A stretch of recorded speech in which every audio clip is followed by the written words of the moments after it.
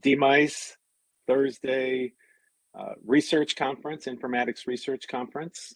And as you all know, we've continued this conference during the pandemic at the same time. Who knows, maybe the way things are going with COVID, we may at some point get to return to the big theater. But for now, we're going to continue things remotely. So it gives me great pleasure to introduce our speakers today. This session was organized by Virginia Lankies. Most of the students know her and faculty as our career development specialist. She is the expert on the job market and skills required and so forth for informatics.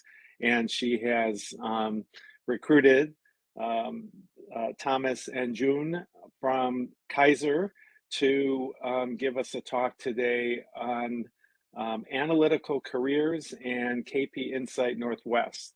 So they will talk about the nature of their analytical careers and career paths and marketable skills. They'll give us an overview of KP Insight Northwest and the analytic support that it provides.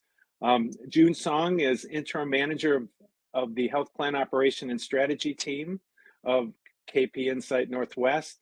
She has a master's in statistics from the University of California, Davis, and a master's in agricultural economics from the University of London. Tom Gant is manager of the utilization management team of KP Insight Northwest. Tom has a master's in applied statistics from Penn State University and has completed coursework through Johns Hopkins University in building a data science team. So I won't take any more of their time. Maybe they can, well, it sounds like they'll be telling us more about not only what they do, but their paths on how they got there. And so I will let them take over things from here. Actually, one other thing, feel free to type questions in the chat. Once they're done with their formal presentation, there'll hopefully be some time for question and answers and discussion. And you can either type in the chat or unmute yourself. It is the lunch hour. People who are not eating lunch are welcome to keep their cameras on. So I will now turn it over to Tom and Jun. Great, thank you, Bill. I first want to make sure everybody can see my screen. I just brought up a presentation. It should say Analytical Careers in KP Insight Northwest. Okay, great. Great. So yeah, well, first, thanks for the opportunity. I know we're both really excited to have the opportunity to present to you today. And I'm gonna jump right in. Since you gave us those introductions, Bill, I think we can go ahead and jump right into the first slide. We do have contact information. You'll see this slide at the end too. So if you need to contact us, feel free to do that. But I'm going to go ahead and jump into the presentation. So first, I'll review today's objectives. We want to review the data analyst consultant role, what that is. And one thing that's important to understand about that right off the bat is a data analyst consultant at one organization could be much different than a data analyst consultant at a different organization. It can really mean different things at different companies. We're going to review the marketable skills and characteristics when we're recruiting for these positions, different career paths that you can take once you get into this type of role. And then Jun's going to give an overview of our department in the Northwest and the culture of our department, different career paths within our department, and our focus on career development. And so the first thing I wanted to do is give a high-level definition of what data analyst consultants do. And our main objective really is to add value to an organization by leveraging data to drive decision-making to meet strategic goals. So I'm going to unpack that definition a little bit, and I'm going to start with the strategic goals. So for us to really have an impact, a measurable impact on our organization, it's important that we know what our strategic goals are, and that our work is supporting those goals, and that's how we can make sure that we are having impact. So we always want to make sure when we're about to embark on an analysis or new work that the question that we're working to answer is of interest to to our organization, because there are times where we might have business partners ask us for things that aren't related to our strategic goals, or maybe of lesser value. We need to be able to sift through with all the intakes we get, sift through what's most important and tied to those strategic goals. And then secondly, I would talk about how our role is really important in guiding the decision making of the organization. So ultimately, we want to use the data to guide decision making. And so those decisions that are being made, again, we want to tie them to the strategic goals. We want to make sure what we're doing and the data we're presenting is something that's going to help us reach the goals of the organization. And so we spend a lot of time presenting results and making recommendations to that end. And then as the job titles, you can kind of get from the job title that leveraging data is a really big part of our role. So most of the data, when we're leveraging data, most of it is local to our organization. It's stored in database tables, like an Oracle table, and we're using different tools to extract that data. One thing to realize in organizations, there's a wide range of maturity of the data infrastructure in an organization. So you could have a company that has huge servers and everything processes very quickly and they have tons of space for data. Or you might have an organization where things are done in Microsoft Excel and Microsoft Access. And so it means different things at different organizations. It's important when you're interviewing for a role like this to understand. And a great question to ask is, where is your data sourced? How do you extract your data? What data will I have access to? Because that'll give you a good sense of what type of work you'll be doing, what tools you'll be using, what data you'll be using, and what type of analytics overall that you'll be using. And so leveraging data also means, we're doing data extraction, we're exploring data. Sometimes we do straight reporting where it's not so much analysis, but there is a small element to the job, or depending on where you're at, this can vary too. You're doing just straight reporting of numbers. Visualization is really big. We use Tableau and Power BI and other visualization tools to help tell a story and to help create nice visual nice reports for our business partners. Some analysts get into statistical modeling and machine learning. And then another part of our role, and this will vary again at organizations, is building data infrastructure. So you might take, we have several sources of data out there. You might be combining different sources into a single table that allows you to do analysis quicker, or allows you to lay a BI tool like Tableau on top of to create a visual report. And so a lot of our data is internal to the organization. I did want to ask a question, and feel free to enter it in the chat or speak out. Does anybody have a sense of where else we might get data from in our roles?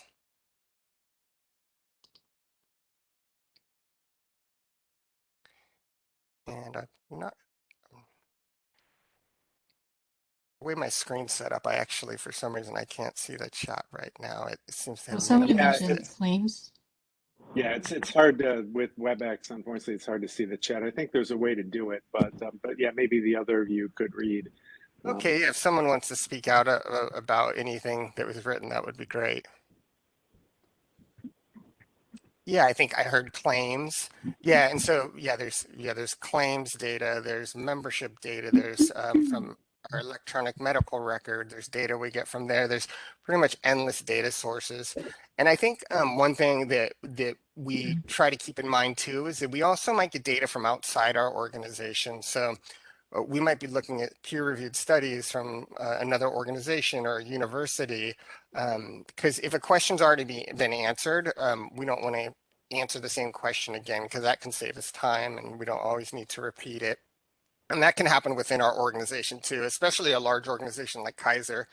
You may find yourself, as there's turnover and there's new business partners, you get asked the same question every 2 years.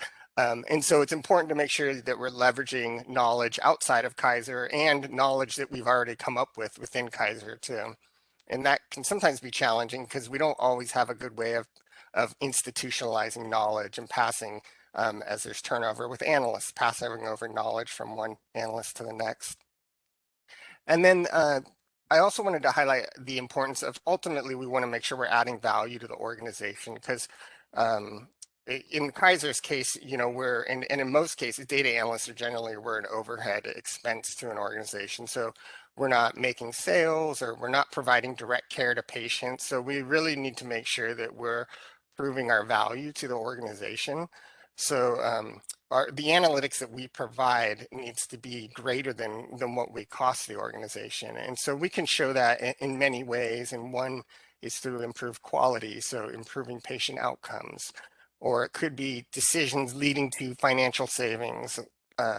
So guiding those decisions, like looking at workflows and how we can help operational workflows be more efficient, or looking at staff productivity. There's lots of different ways that we do that depending on the content area that we're working on. And also a big part of assessing value is really to understand the needs of the operational area you're working with. And that comes through consulting, which is a big part of our role in relationship building with our business partners. And as I mentioned earlier, just connecting our work to those strategic goals and guiding the decision making. And so through that, there's a lot of planning and collaboration that takes place because we get more requests than we can actually do. So we need to make sure that when we're analyzing the requests that we're really understanding what they're asking so we can assess the value of them and then make decisions on where we're going to spend our resources. Okay, so I think one thing that's really helpful when we're doing analytics in the job is really to understand the types of data analytic questions that we're being asked. And so I have some, and I think that really helps to provide a useful and actionable answer to our business partners. And so I have some different types of questions that were asked um, in our roles. And I'm going to go through a scenario that'll kind of help, I think, bring to light what I actually mean by these. But so for example, let's say that we notice that our readmit rate in the Northwest region, which is the percent of patients that discharge from the hospital, how many of those, what percent are readmitting within 30 days back to the hospital? So that could be a question that gets answered that might come to light if we notice our readmit rate is increasing. And there's different ways to look at that. And one type of question is a descriptive question. So what actually happened? So that's like a trend of readmit rate showing that the readmit rate did increase over time. Another way we might look at that data is through exploratory means, and that's really taking the data and doing some exploratory analysis and understanding why it happened. So we may find that that at a specific hospital, the readmit rate increased and through exploratory analysis, and maybe they changed some kind of workflow at that hospital when a patient is discharging. We might learn that through exploratory analysis. And then inference question is something similar in that we're those things that we're learning from our exploratory analysis, we might actually put them to a test to do some statistical tests to see if we can tie these variables to the actual outcome of readmit rate.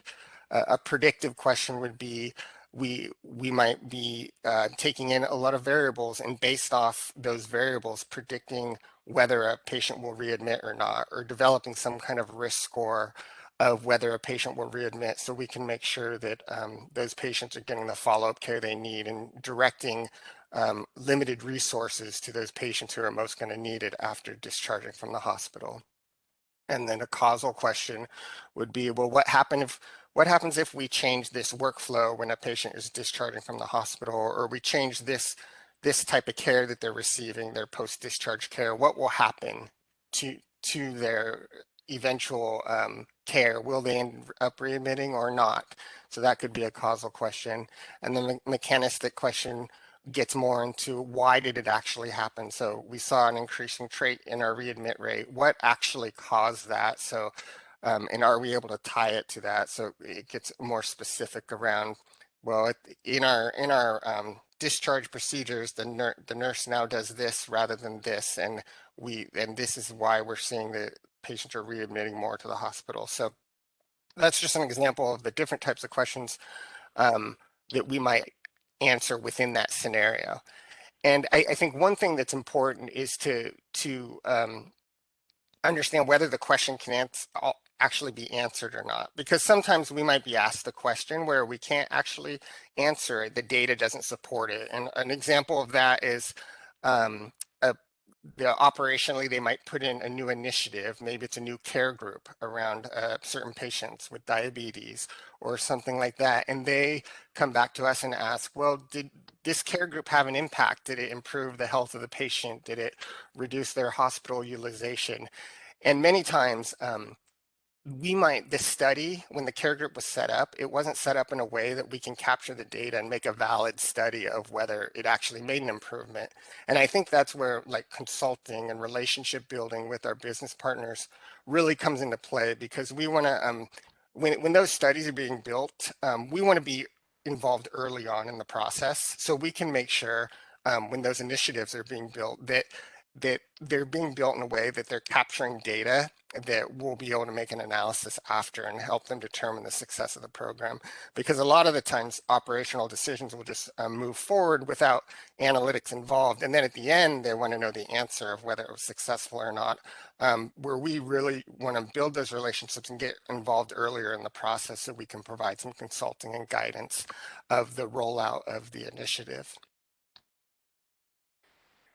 And then I did want to spend a little bit on time on how the data analysts fit within an organization, because this will be really important if you're pursuing a career in data analytics to understand where the position sits in the organization. So when you're interviewing for a position like this, you would want to know, is this a position that's embedded on an operational team? So if it's like a data analyst and imaging, would you be sitting with the imaging team, the operational imaging team, or is that position going to sit on a centralized analytics team? Because it does make a difference in what your role will be like. For example, if you're on an operational team, it'll be much easier to understand the business. That's an advantage because you'll really be very in close proximity with those who are doing imaging every day and those who you're answering analytical questions for.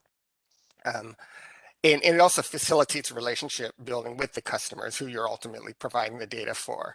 And I think it opens your eyes to non-analytical career path options also, because there's a lot of career paths out there in an organization, and you will have more exposure to actually the business side of things when you sit on an operational team. If you're on a centralized analytics team, there's many advantages to that as well. There's more standard analytical practices. So you're using best practices more. You can leverage each other's work. There's a lot of efficiencies that can be gained when you're learning about doing data analytics, because you're sitting around other analysts and learning from each other. There's also support for resourcing work. So if you have a lot to do, or if one analyst has a lot to do and one doesn't have as much at any given time, the work can be spread more about throughout the team better, where that wouldn't take place in a decentralized model. It also promotes collaboration among the analysts, and there's if you're on a centralized analytics team, there's more analytical career path options. So I don't think there's really a one size fits all or a best solution. I think it really depends on the organization, the size of the organization, and the complexity of data sources.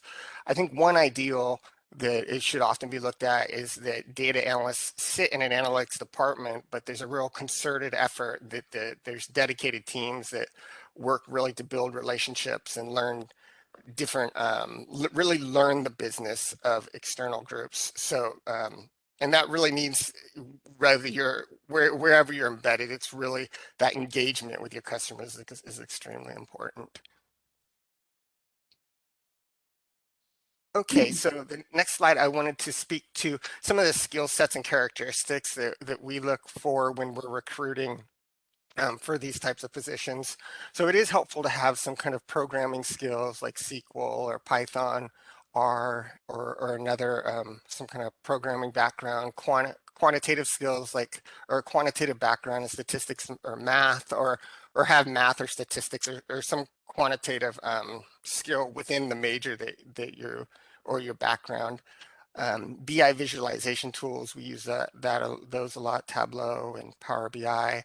I think it's really important to just have an attitude where you're not intimidated by new tools and or complex databases, because there's a lot of complexity and there's a lot of learning that goes on, and we're continually bringing in new tools, so a real openness to learning new tools. And then strong written communication is important as well, because we're telling stories with the data, not just orally, but oftentimes through written presentations. Soft skills, business acumen is important, and really wanting to learn the content area that you're providing analytics for. And I've mentioned consulting before, earlier, being a strong communicator, and intellectually curious is a big one, I think, in analytics, because we really are, we're digging through data and we're trying to find insights. So I would really highlight that one. Being proactive, a problem solver, and a strong collaborator. We learn a lot from each other in our department, and we have a lot of peer training and really working with others who can really develop, develop, excuse me, develop a lot and gain skills. And I would say one thing I'd want to highlight, though, these that I listed, it really depends on the level of position. For more entry level positions, we wouldn't really be requiring someone to know all these, or just to show that they have the aptitude and the will to want to learn these. And there's also a difference between a generalist versus specialist. Generally, a lot of our analysts, we look for are strong or have strengths in all of these areas, but we do have specialists as well that can be really helpful. Like we have some of our analysts are really strong technically, but don't enjoy the consulting side as much. And there's a place in our team for those people as well. And then I did want to spend some time talking about careers related to data analytics. And so, as I mentioned earlier, the mapping of what you actually do to position names will vary a lot by organizations. So, what a position actually does in an organization is you might not be able to tell that from the actual job description. And so it is important when interviewing to really try to understand what the role is beyond that initial job description and job title. But some of the ones I'd like to go through are the data analytics consultant manager, and that's what June and I are. And so our role is really to understand the needs of the organization, resource projects appropriately, plan ahead and ensure the appropriate level of collaboration is occurring, develop new team members, or continually developing our team members. We spend time recruiting new analysts, and some of the skills and characteristics for that position is a knowledge in the software and tools being used, understanding the roles of not just a data analyst, but what others do, like a data engineer or data scientists.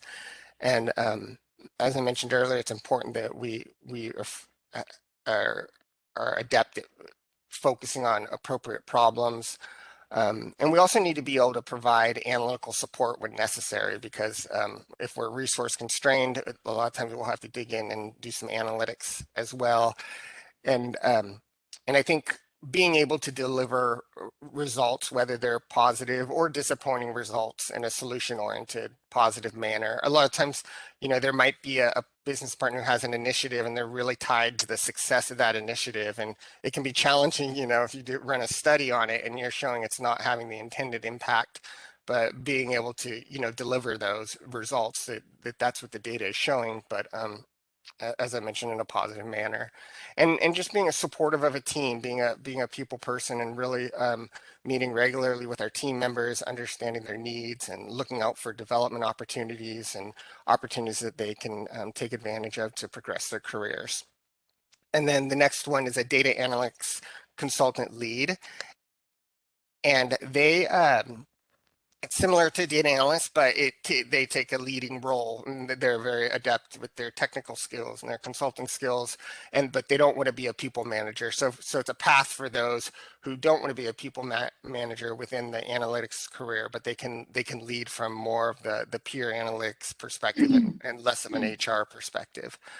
The next one is a data engineer. So a data engineer, they really will be focusing on building infrastructure, purchasing equipment or software and building and manage databases and data storage and use and implementing production tools. And production tools, what those are is, as data analysts might build reports or build analyses, some of those will be repeatable, and we'll want to repeat those every week or every day or every month. They help us put those into production so we can automate them and not have to do anything manually once those are built.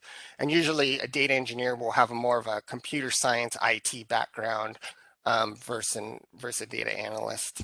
And then there's other roles, operational roles where I had mentioned earlier, one of the advantages of being embedded in an operational team is it'll open up your eyes to a lot of different potential operational roles if you find that you don't want to do analytics long term. Another one is business analysts. Business analysts would be an analyst that would probably be more likely to sit in an operational team versus an embedded analytics team. They would do I would say they're similar to data analysts in that, but probably a little less technical and less getting into the data, but more interpreting the data and relaying the data to operational partners who are going to be using it. But as I mentioned earlier, these roles are all can be a crossover, and in our organization we do a little bit of every role really listed here as a data analyst. And then the last one I wanted to speak to is a data scientist. And we hear about this a lot. And we know this is a really career that's really growing right now. And it's kind of a hot career. And so I wanted to spend a little time on this. Does anybody, if anybody wants to put in the chat what they think a data scientist does, that would be great. I think it means different things to different people.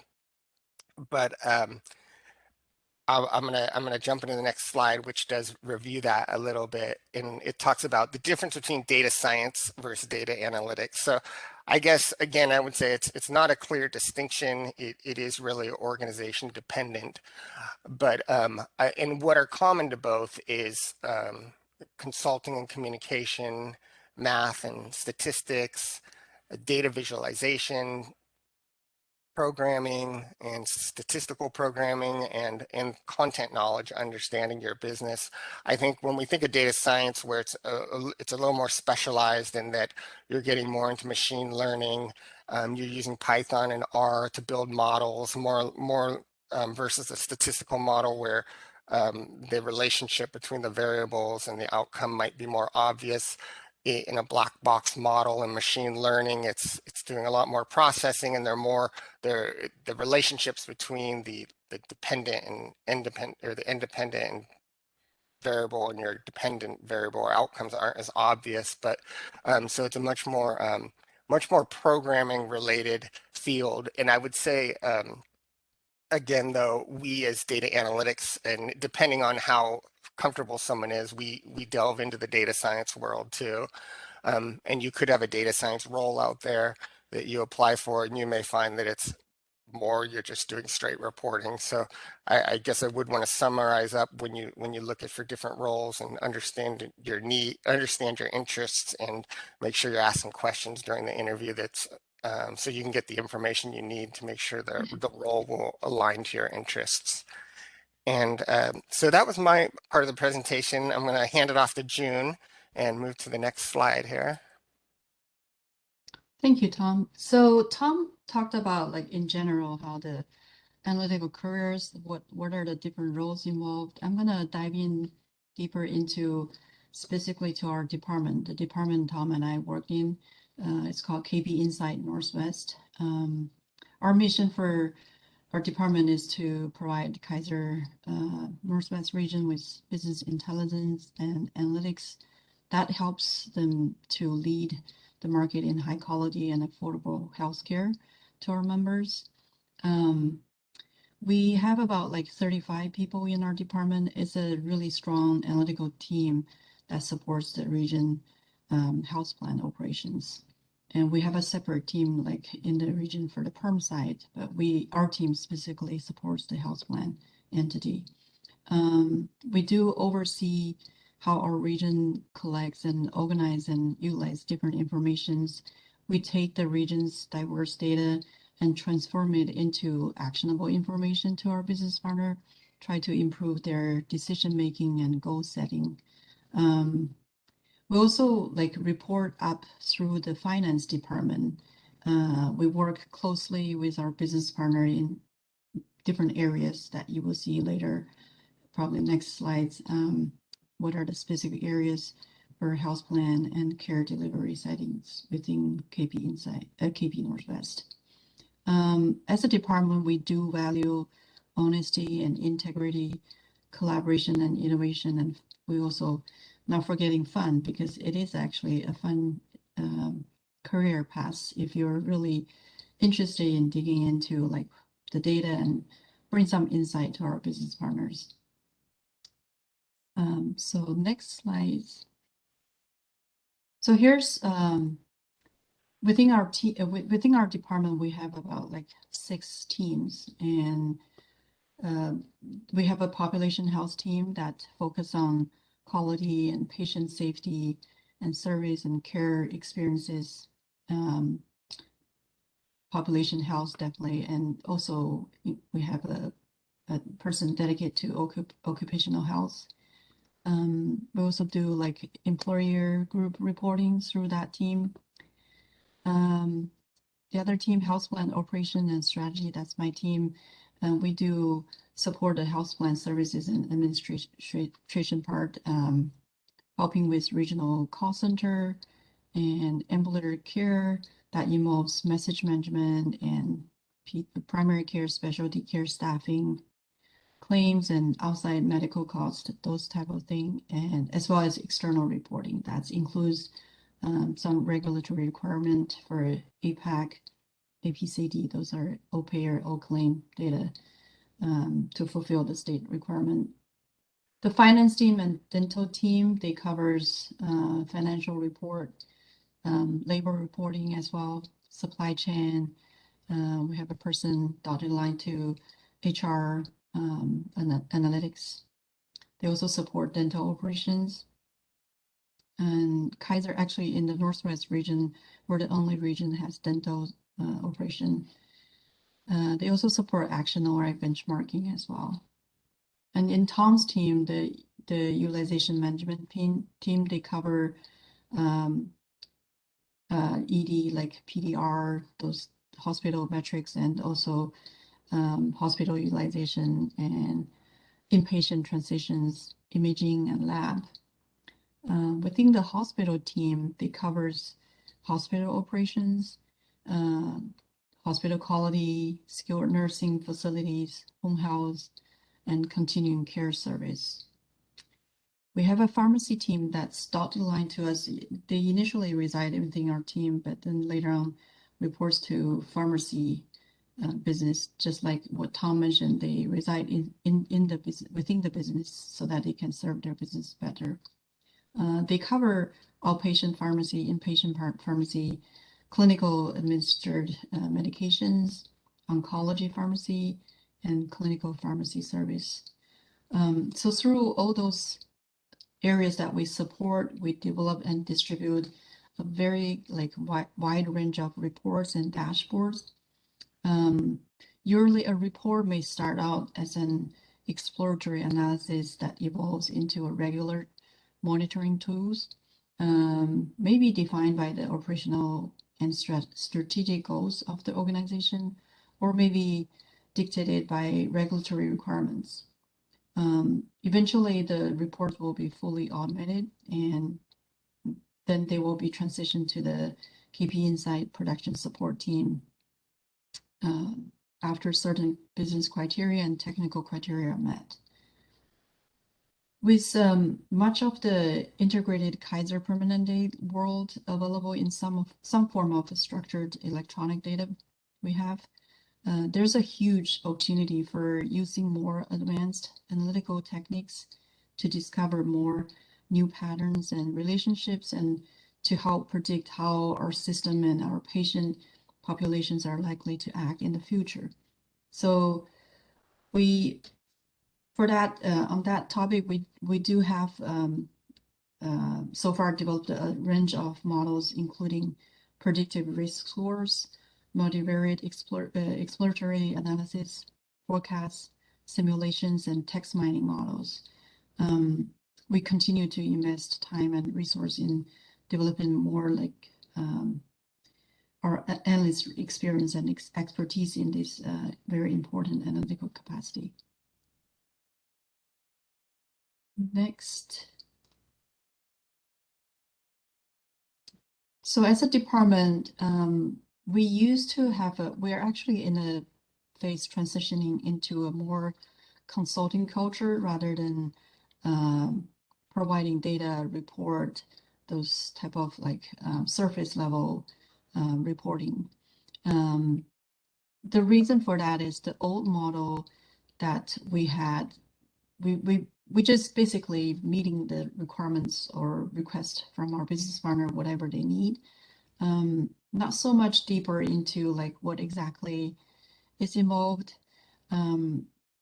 We just basically fulfilling a request in a way, and that doesn't really bring much insight into the business partner, and they don't know what data we have. We don't know what exactly they're trying to resolve.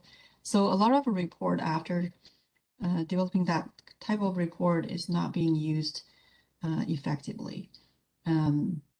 So with that, like after a few years, now we're actually transitioning into a whole department-wide culture of consulting rather than service as a helping hand. So the department culture in a way that helps us to function as a role of consulting and collaborating and thought partnership with our business partner. Our analysts are key members of the care delivery and operational teams they support. So we wanted to be able to guide our business partner in developing hypotheses to address their care delivery and business questions, and in helping identify specific information and analysis needed to test their ideas, even evaluating some of the programs they have to try to refine their process or just to bring more efficiency into their work.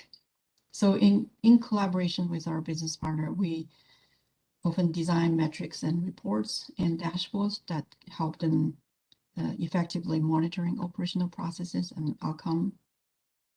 So with the consulting model, these are the benefits we're trying to, with the consulting, the benefit for the organization as a whole is on the right side, the lighter blue colored. So this involves like focusing on high impact work and drive changes for the organization and improve organization effectiveness and have buy-ins and from the business partner and saving cost, and to help us to remain competitive in the market. And the darker blue circle, these are the benefits for individual analysts. And so as analysts, we can get out of the low value work. We get empowerment through being a good consultant to our business partner and bring insight. We also have a supportive and accountability from our peer and peer-to-peer learning as well. And we do have influence and bring market value for our business partner. Next slide. So within our department, we have this analyst role that Tom mentioned earlier. Is the formal title is called Data Reporting and Analytic Consultant. We have 5 levels. Level 5 is the lead. So with your experience and technical backgrounds or consulting skill level, then you can move up the career ladder here. We do recruit those analysts through either internships or external recruiting, or sometimes from other KP department as well. When there's a lot of flexibility for us to move around within KP, when your interests switch from one area to another. Even within our department, we can switch teams, and within like across from departments, there's a wide range of different interests as well. Like that's very flexible for people to move around within the organization. We also have other roles that Tom mentioned a little bit you can go to management eventually, or we have project management to support all different projects and admin staff as well. Next slide.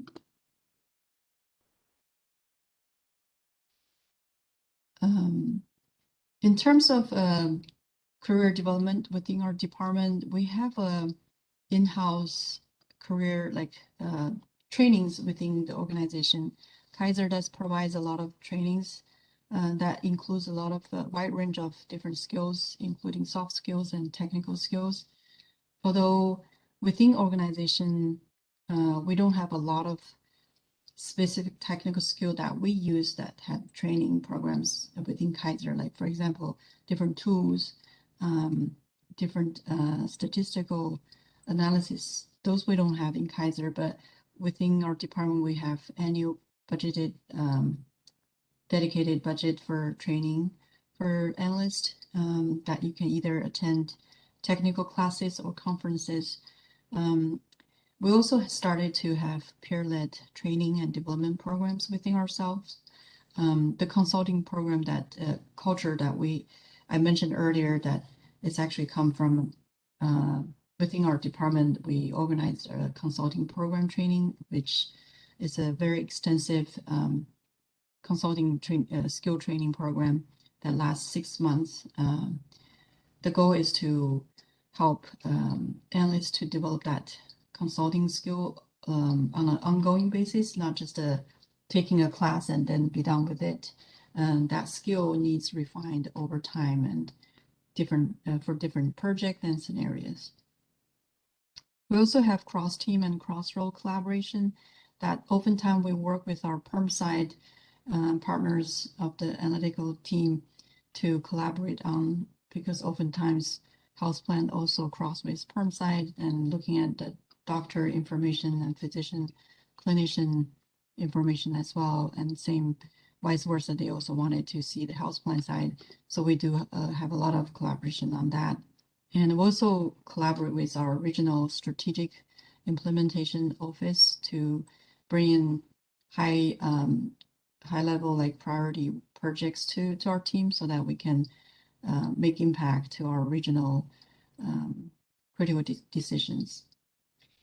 Within Kaiser, we also have stretch projects that you can talk to a manager and work on a project that probably totally different from analytical projects. And that's something, if people are interested, they have opportunity to develop their either project management skills or other skills that the stretch projects can bring. And we have established a mentoring system and networking system as well. If you need a mentor, there's a platform that you can sign up and ask for a mentor and request for mentorship as well. And overall, we have a very supportive department culture. You probably can see that through the talk we have mentioned. Next slide.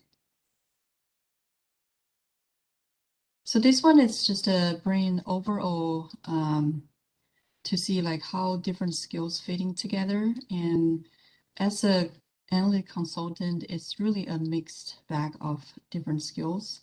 And we, as Tom mentioned, technical skill definitely is a very basic foundation skills that to begin with as an analyst, and that involves whatever specific technical skill that fits your discipline. For us as an analyst, we the ETL skills, the data science skills, programming skills, statistical modeling, those are all like technical skills that's really valuable. And then interpersonal skills are crucial as well. This involves being authentic and being real, true to yourself, and have know how to build relationships. And listening skills is also another huge skill to have. Dealing with conflicts and handling resistance from our business partner or your customers. Managing BP business partner expectations, leadership style, that's like based on people. And those are very good interpersonal skills to have. And under last box, those consulting skills,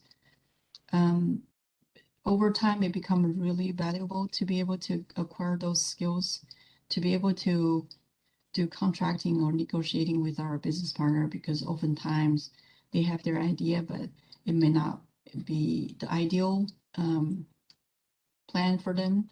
And so be able to also ask for resources if you need their help. That's very critical as well.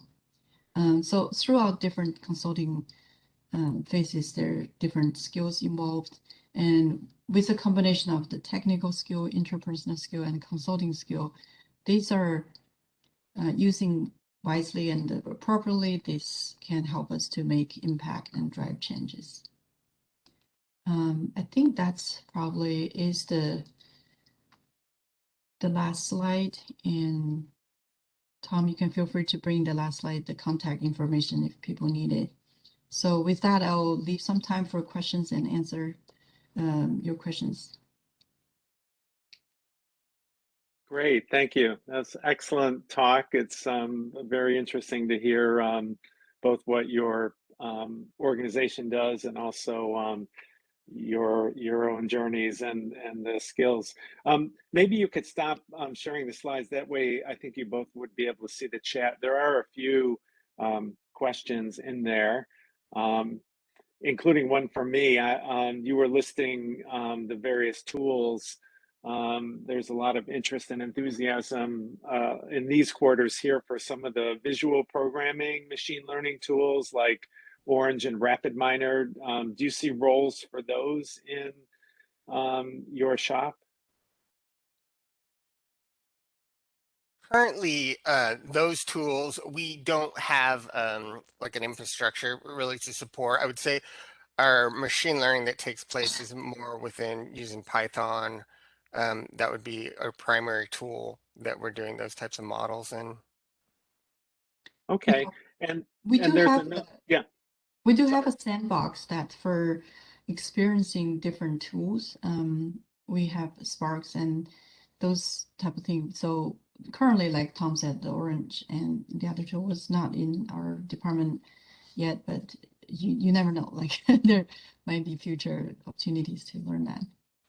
Sure. And then there's another question from Chengda, one of our clinical informatics fellows. Do you work with individual clinicians to address specific patient care questions, such as is there significant difference in quality metrics with my practice compared to my colleagues, or do you primarily work with administration? There are so the other analytics group, one of the other analytics groups in the Northwest region is called Northwest Perm Analytics, and so they work for Northwest Permanente, which is the actual technically a separate company, and that's the doctors basically, and we work really closely with them. They would be doing more, that analytics group would be do more of the comparison among doctors in terms of metrics when comparing among doctors, but we our our organization, the health plan side of things, which is the hospitals and the nurses, we would be doing some of that work when looking at nurses or different other clinical staff that aren't doctors. Mhm. Great. And then I don't know how well you can see the chat now, but then there is a question, any prerequisites like specific EPIC certifications to apply? I assume that's at the EPIC EHR certifications that some people have.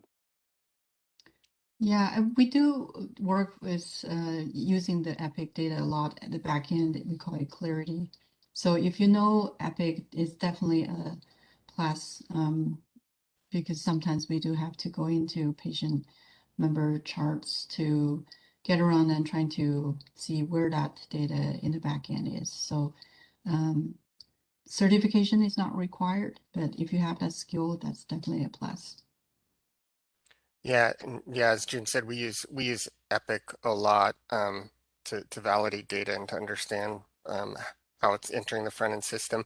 And yeah, some analysts who are really interested in this or really work closely in the area can also get a certification if they'd like to. It's not very common, but we do have analysts who are working very closely in the different modules of Epic. And we do contract with Epic. They sometimes will come in and do training. There's trainings we take through Epic as well.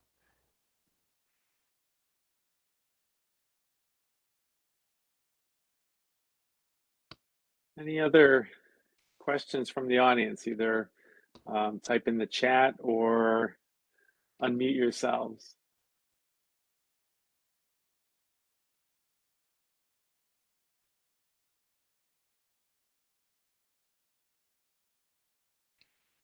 Okay, well, again, thank you very much for coming to speak to us, and it's interesting to hear what an organization like Kaiser is doing in this space.